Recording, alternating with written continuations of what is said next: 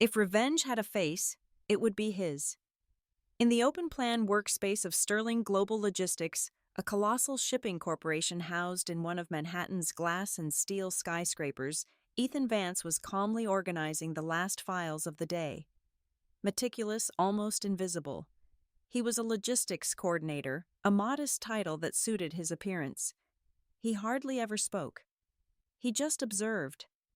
Ethan was always on time. His colleagues called him Mr. Invisible. For the past 3 years, it seemed he had blended into the gray walls of the office. No one truly knew about his past. He never uttered a word about his previous life, yet somehow he could always bypass the most secure computer systems. He knew the building's layout better than the architects who designed it. He knew who was dating whom, who had just received a hefty bonus, and who was cheating on their work hours. But on that day, the familiar silence of the workspace was cut by a voice as cold as ice. Mr. Vance, Isabella Sterling, the powerful CEO, had just stepped out of the private executive elevator. She never raised her voice, but her calmness was a threat in itself. Ethan looked up, setting his pen down. "Yes, Ms. Sterling. To my office, now." Curious eyes immediately turned towards them. Everyone thought, "He's done for." But Ethan just stood up, slowly adjusted his shirt collar, and followed her. Isabella's office dominated the New York harbor with a panoramic view of the Statue of Liberty and the massive container ships lazily drifting on the water. She stood there, her back to him, quietly observing the skyline. "Why don't your numbers match the final report?" she asked, without turning around. "Because the final report was based on a flawed calculation," Ethan replied, his voice unwavering. She slowly turned. On the sharp features of the woman, skepticism was evident in a raised eyebrow. "You took it upon yourself to correct them without informing me." "I informed the accounting department. They told me to leave it alone. So I corrected it myself because it was wrong." Isabella approached, placing the file on the glass table that separated them, and looked him straight in the eye. "You think you're smarter than everyone else, don't you?" "No, just more honest." She paused. A flicker of surprise crossed her steel blue eyes. "Sit down, Mr. Vance." That was the first time. And for him, that was the real beginning. Isabella listened to him speak. He explained the errors in currency conversion for customs declarations on shipments from Asia, small mistakes that could cost the company millions of dollars. He spoke calmly, with no intention of impressing. When he finished, she closed the file, crossing her arms. "You just saved me several $1,000,000, and you're just a coordinator." He shrugged. "It's the position I was given, and I do my best." She looked at him again, probing. A discreet curiosity appeared at the corner of her lips. "Tell me, who are you loyal to here?" he answered without a moment's hesitation. "To the truth." She didn't smile, but her gaze had changed. That day, Isabella didn't just listen to him. She finally saw him. A week later, employees were stunned to find a new nameplate on the glass door of an office on the 30th floor, the floor for senior management.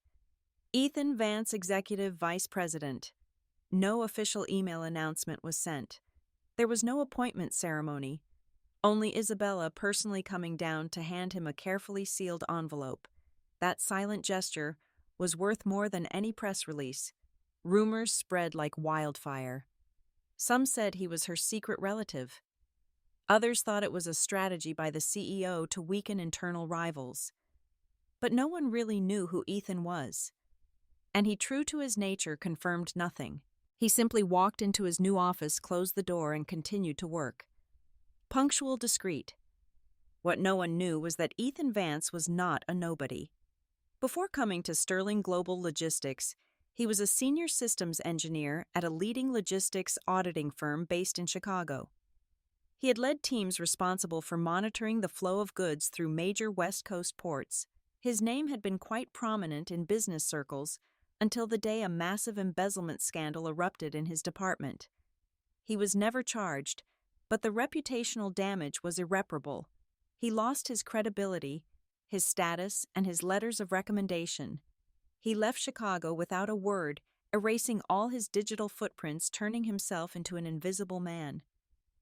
He moved to New York, and Sterling Global Logistics was his perfect cover. The day he was hired for a menial position, he knew.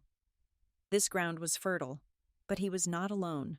In a quiet neighborhood in suburban New Jersey, a woman was waiting for him. Clara. She greeted him that evening as always.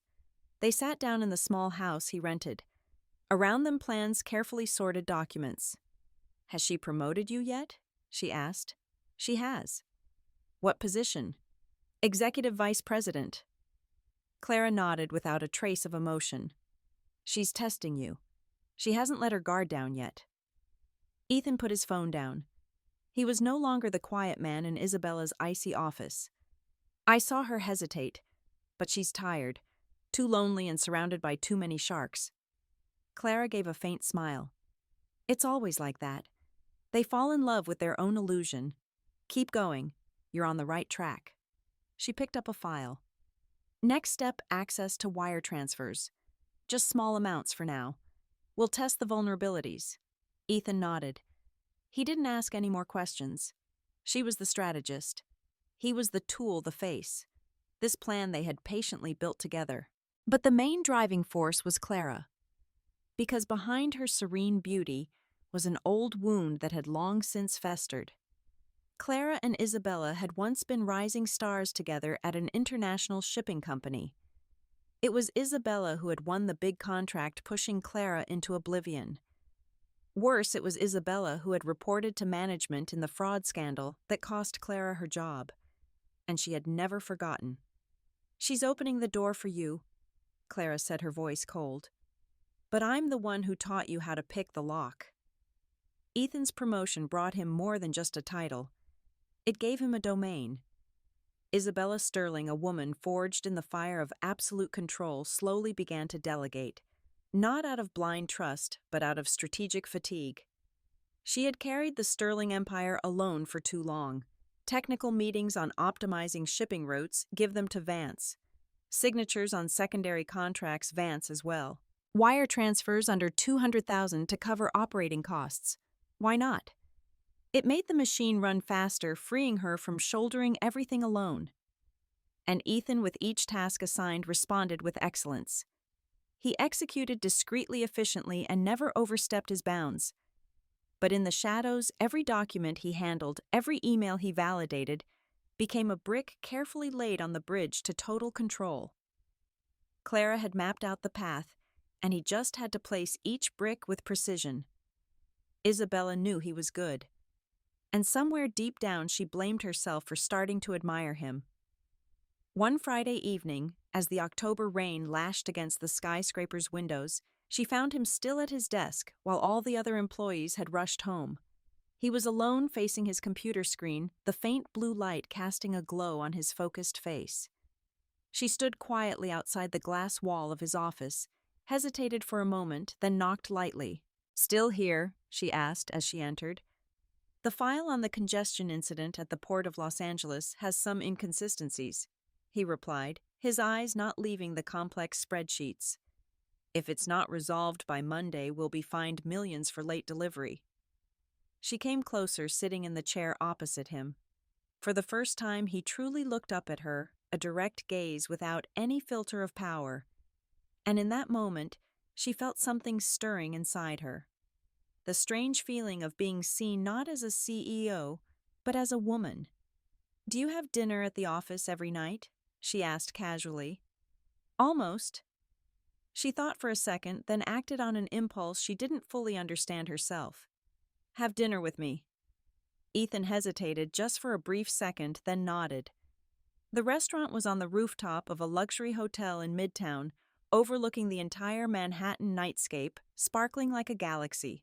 Isabella was a woman made of steel and pressure, but that night it seemed she had temporarily shed her armor.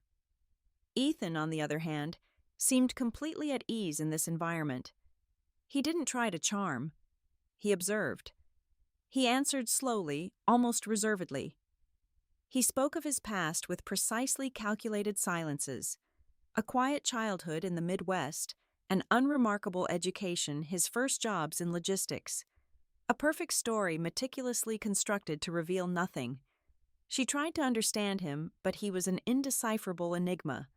A quiet strength, a cliff that wouldn't crumble even in a storm.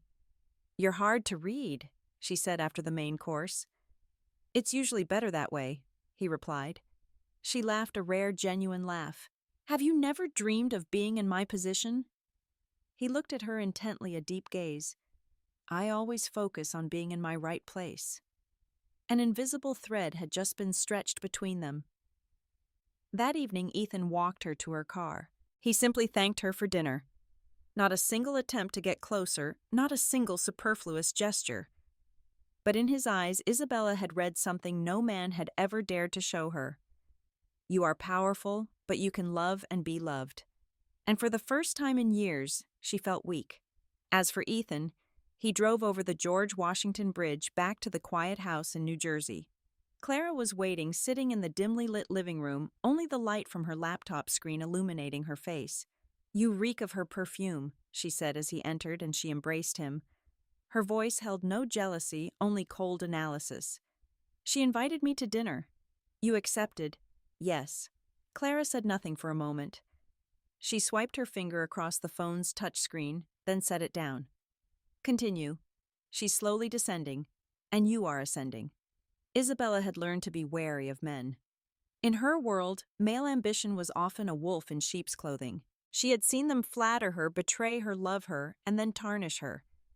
In the end, she had built walls so high that even those closest to her could not climb them. But that night, returning from dinner with Ethan, something had cracked. It wasn't the wine nor the city view. It was him. That calmness, that lack of haste. She knew nothing about him, but she felt that he read her. Not through her gestures, but through her weaknesses. 3 weeks later, she invited him to her penthouse. "Just for dinner," she said, her tone almost indifferent. "I need to discuss some upcoming projects." He accepted. He said nothing more, not even a smile.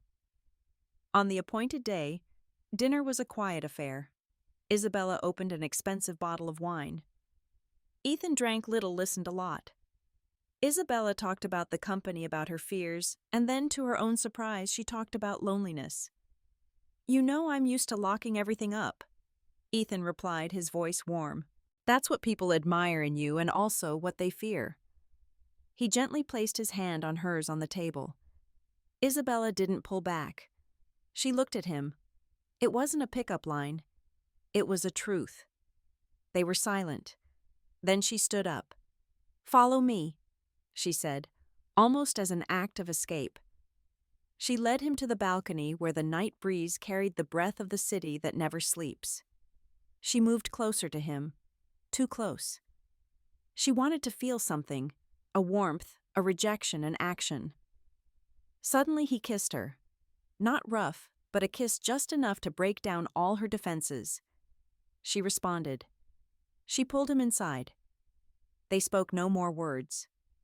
The night was slow, and when dawn broke, he had not left. Isabella woke up first. The morning sun crept through the not fully drawn curtains, painting long streaks of light on the oak floor of the penthouse. She turned quietly, observing the man sleeping soundly beside her. Ethan. For the first time in a decade, there was a man in her bed at dawn. She wondered, was he an intruder or an ally? She thought about last night, about how her defenses had melted under his kiss. And then she thought, what if I was willing to trust him? In the following weeks, their relationship was both kept secret and developed intensely. Sometimes they met at Ethan's modest rented apartment in Fort Lee, a world away from her luxury. Sometimes late at night, his car would quietly enter the private garage of her building. Their relationship was both physical and intellectual. They desired each other, talked, confided. Isabella felt like a woman alive seen. He was the only one she could shed the mask of the cold CEO to talk about the invisible pressures weighing on her shoulders. He listened without judgment, offering sharp advice only when she needed it. And then her father fell ill. A cruel, rapidly progressing pancreatic cancer.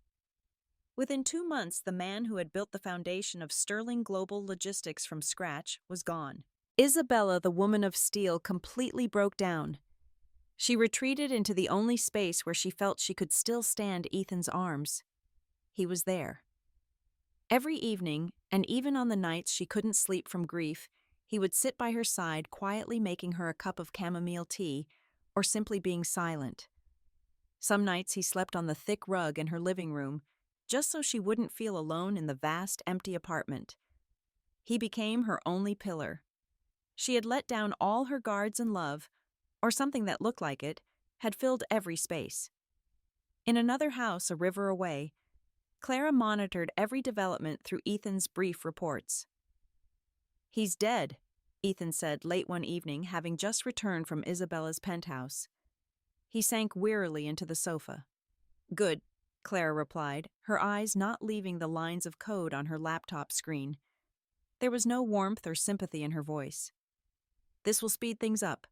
She'll be completely dependent on you." Ethan looked at her, the woman with whom he had built this plan, the mother of his son. "She's really devastated, Clara."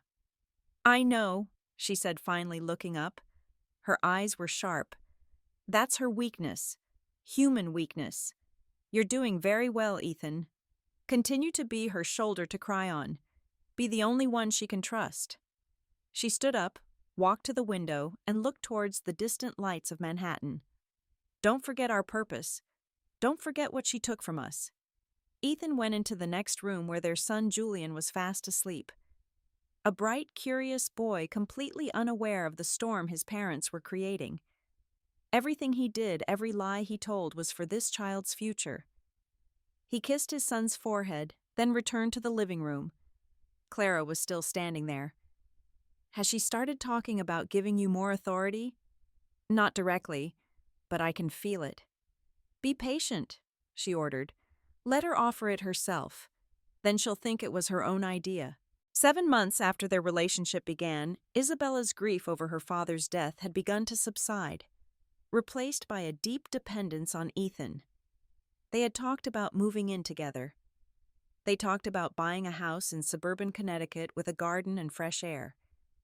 They talked about starting a family. Why not? Ethan said he wanted a son. Isabella imagined a little daughter. They joked about their disagreement on names. They talked about the future without a trace of fear. For Isabella, Ethan was not just a lover. He had become her unofficial successor, the only one she trusted to steer the ship of sterling global logistics when she was no longer strong enough. Love, she believed, could not be a weakness. The plan was progressing perfectly. The following months were both intense and serene for Isabella. Despite the still fresh grief, she was slowly moving forward, and Ethan had become her unexpected pillar. Their relationship was no longer a secret parenthesis. Though not public, it had taken a natural place in their daily lives. Isabella had never loved so quickly, so deeply, and especially so sincerely. As for Ethan, he seemed to embrace this relationship with a rare maturity. He didn't push, didn't demand. He suggested, he supported. He spoke of the future without pressure, hinting at the idea of a home of joint projects. To each of Isabella's doubts, he responded with patient listening or an empathetic silence. She felt as if she had found a balance, a shoulder, an ally, and perhaps a lasting love. Professionally, he had made himself indispensable. Isabella, still weary from her father's death, had taken a step back on some files. She didn't realize that she had begun to grant Ethan important privileges, signing major contracts, approving transfers that previously only she had the authority for. He had proposed a new, more flexible organizational structure, a modernized management system, better traceability. She had approved it without reading the whole thing. "I've never trusted a man so much," she whispered one evening, her head resting on his chest. Ethan smiled and tightened his embrace. For Isabella, there was no longer any doubt. He was the man of her life, and also the one to whom she could entrust the command of her empire, at least in part. She loved him, and love, she believed, was not a weakness. One Thursday evening, after a particularly long day, Isabella collapsed onto the sofa. Ethan arrived shortly after, holding a small paper bag. "I thought you hadn't had dinner," he said as he placed the takeout on the coffee table. "You read my mind," she whispered, exhausted. He sat down next to her. They stayed there for a while without speaking. The silence was no longer awkward between them. It had become complicit. "Are you okay?" he finally asked. She nodded, then sighed. "I want to rest a bit, do things differently, carry less of the burden." "Then do it. You can delegate more to me. I'm here for you and for the company." She looked at him intently, then nodded. "I've been thinking about it more and more. But if I do it, it will have to be clear, official, not just small delegations." "You mean?" "I want to offer you the position of CEO. You would be the operational face of Sterling Global Logistics. I would remain chairwoman, but I would step back." Ethan bowed his head as if surprised, then looked up, his eyes full of emotion. "Do you know what that means to me?" "I know. And that's why I'm offering it to you." He took her hand, squeezing it. "I will not disappoint you, Isabella. Never." So when the finance department raised a red flag about a suspicious transfer of $2 million, she paid no attention. She justified it to herself. Ethan approved it. It must be related to restructuring costs.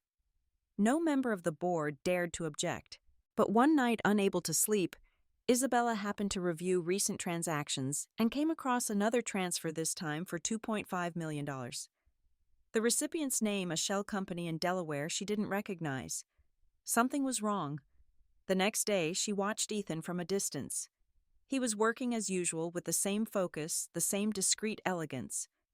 Then she returned to her office, picked up the phone, and dialed a number she hadn't called in 5 years.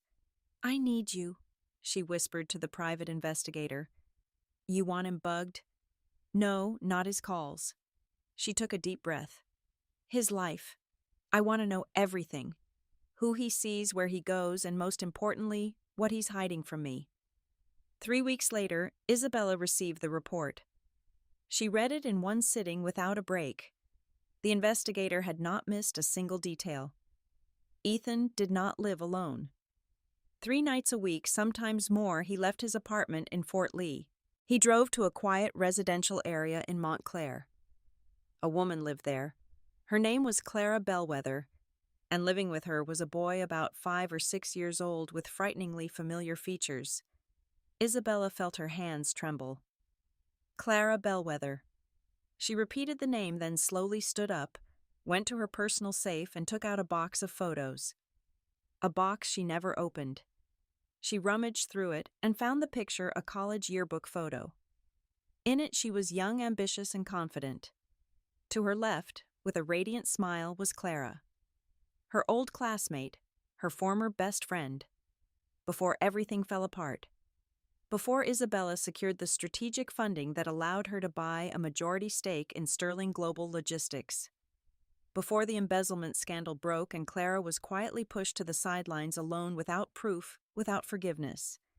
Isabella had almost forgotten the name, but she had never forgotten the face. She closed the file without a word. Betrayal needs no sound to be piercing. She paced her penthouse as if each step was awakening a memory, a gesture, a confidence she had shared with him. He had seen her, listened to her, perhaps loved her, but above all, he had used her, not for her body, not even for her love, but for what she represented for her empire. But she did not crumble. The next day, she walked through the company's corridors with a terrifying elegance. She greeted the team, even complimented Ethan on a new partnership in Los Angeles. He smiled at ease. He suspected nothing. From that moment on, Isabella entered a different phase. She quietly restored all her banking access, reactivated alerts on all accounts related to Sterling Global Logistics. She secretly conducted internal audits under the guise of a routine review. She intercepted internal communications, fake invoices, forged licenses. She had the proof. But it wasn't enough. So she waited. For her, the pain did not manifest in action. It settled slowly like salt rubbed into a wound that no one could see. A week later, she ran into Ethan in the hallway. She approached him like a lover, placing a hand on his shoulder. "Let's meet tonight. I want to talk to you about a personal project."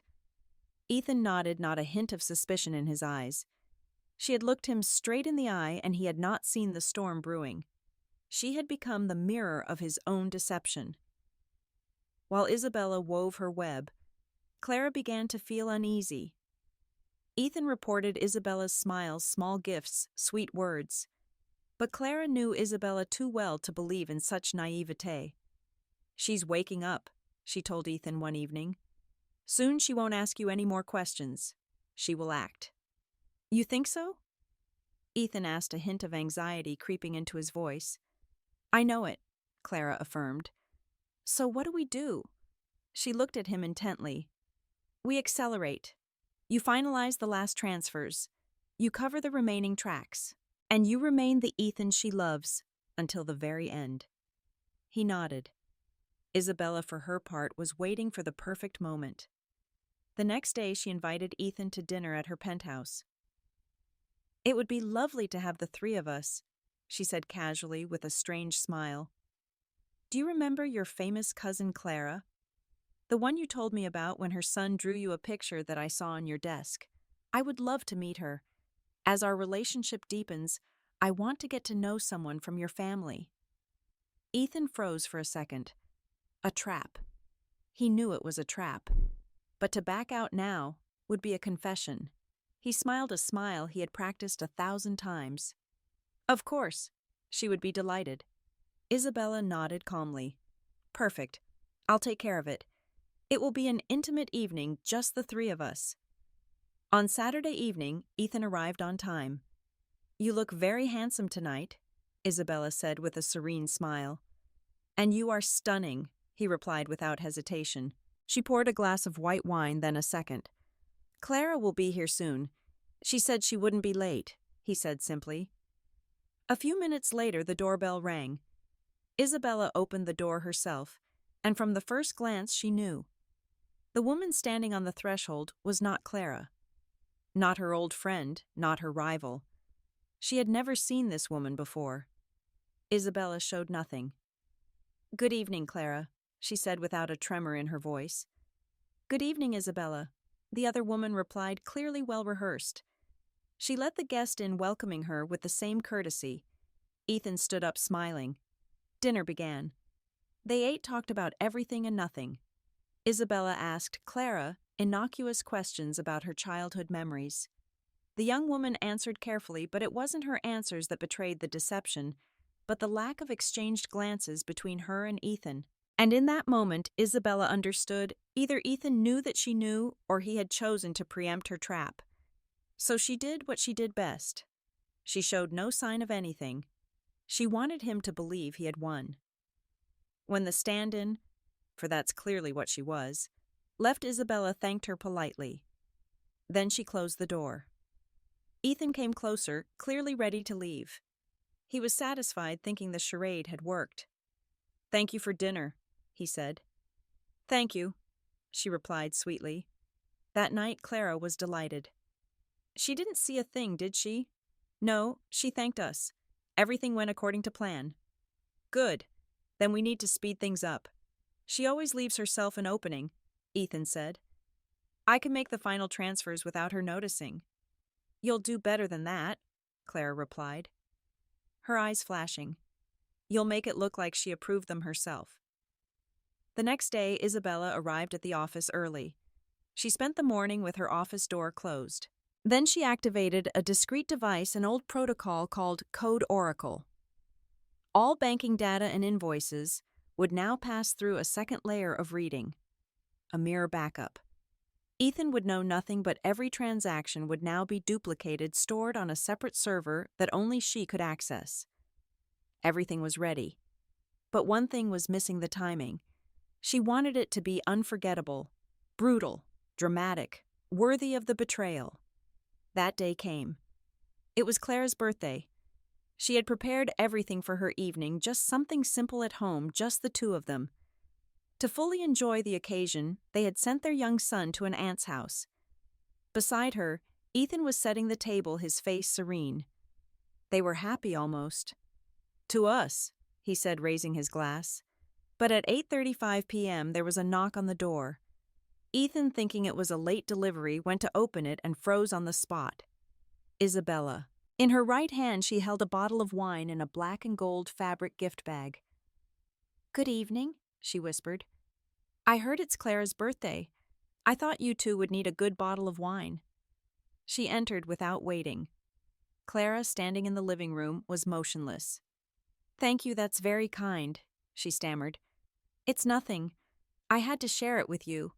It would be a shame not to raise a glass to your happiness." Isabella opened the bottle herself, then poured 3 glasses. The other 2 were poisoned. A colorless, odorless toxin had been discreetly applied to her fingertips just before she opened the bottle. They clinked glasses. Isabella took a sip. Ethan and Clara followed forced. The wine tasted sweet, but it carried a slow-acting poison almost undetectable. Its effect a gradual weakening of the nervous system, then confusion, partial paralysis. Dinner continued. Isabella, calm, poised, dominated the space. The hosts' faces began to tighten. Ethan blinked. His fingers were numb. Clara, she put her hand to her throat, a strange burning sensation rising within her. "Are you two okay?" Isabella asked, as she poured another sip. "You look tired." Ethan wanted to answer, but his tongue had stiffened. Isabella then took 2 envelopes from her bag, placed them on the table, and took out the documents. "It's time to sign," she said. Clara tried to stand up. She lost her balance. Ethan, his eyes bloodshot, tried to speak. Not a word came out. "It's a rare poison," Isabella articulated, smiling. "It doesn't kill immediately. It weakens." She slid a pen towards them. "I offer a deal. You sign the transfer papers, give me back everything, and I'll give you the antidote." Ethan, his hand trembling, scrawled a distorted signature. Clara followed, her eyes filled with tears, her fingers almost immobile. Isabella took back the papers, slowly putting them away. "You thought you had won," she said. "But you forgot one thing. I am someone who never gives up, even when broken." She watched them for a long time. They were still breathing, almost unconscious. "Good night," she whispered. "Enjoy your last meal together." She walked out and disappeared into the night. The sun had just risen. In the small garden of the residential complex, old Mr. Kofi, the gardener, unlocked the side gate to water the plants. A strange silence hung in the air. He cautiously pushed the ajar door and saw 2 bodies slumped around the table. Ethan, his face pale, his eyes wide and lifeless. Clara, her gaze vacant, her mouth slightly open. "My God," Mr. Kofi mumbled. At the hospital, the doctors did what they could, but it was too late. Ethan was declared dead of a sudden heart attack. There were no clear traces of poison. Clara, she survived, but with severe neurological damage, paralyzed from the waist down her tongue, heavy a prisoner in her own body. She could no longer speak. Isabella went on with her life as if nothing had happened. At the office, she never mentioned the events. The signed documents were quickly transferred to the legal department. A week later, a board member broke the bad news to her Ethan's death from a heart attack, according to the medical report. Isabella, unfazed, slowly nodded and replied, "We will remember him fittingly." As for the child Julian, he was entrusted to his maternal aunt far from the city in a discreet neighborhood. Isabella made sure, without ever showing her face, that the boy wanted for nothing. She had taken care of it. It was not out of kindness, it was for balance. In the following months, Isabella continued her role with a cold precision. To feign closeness with someone just to harm them is one of the worst forms of revenge, because that revenge uses love as a weapon and trust as a poison. But this dangerous game never spares anyone, because the one who pretends to love to deliver a fatal blow forgets one thing: broken hearts learn to see clearly, to strike accurately, and to strike hard.